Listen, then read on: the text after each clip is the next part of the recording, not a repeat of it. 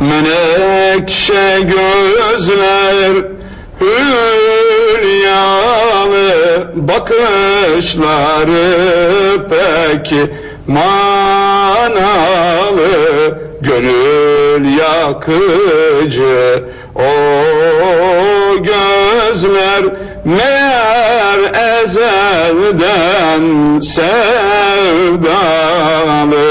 Gel etme eyleme, aksi söz söyleme, beni deleyleme, canım gülüm hey. Vay harika. Yine bir Kürtçe söyleyelim. Hadi hemen onu da alalım.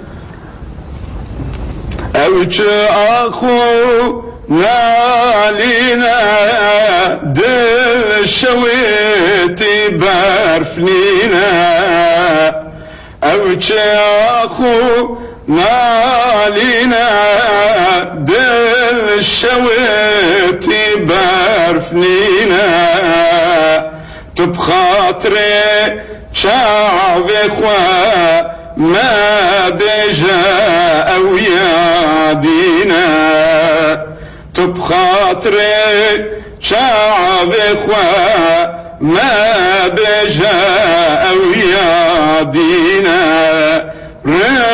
رندامن جورانم كان صالس حوياتما ولا تشل صالز بنداتما. Peki ne dediğinizi de söylemeniz lazım. Ne diyor? Şimdi tabii birincisini biliyorsunuz. Evet, Menekşe onu gözler çok iyi. hülyalı, çok güzel. Kısa bunu söyleyin. Evet, bu da bir kişinin sevgilisine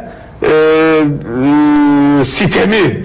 Yani ne olur bana deli deme diyor. Acaba 40 yıldır, aşk şarkısı evet, mı? aşk şarkısı. İşte müzik böyle evrensel 40 bir şey. yıldır seni bekliyorum, senin yolunu gözlüyorum ve bütün dilek ve temennilerini söylüyorum. İnşallah güzel günler, kardeşlik, barış Böyle kazansın. kapatmak daha da güzel oldu. Evet, Altan Bey çok teşekkür inşallah, ediyorum. sağ olun, Hakikaten bu sağ meclis olun. renkli isimlerinden birine kavuşacak Evet, sağ olun. herhalde. Altan Tan'la birlikteydik bugün.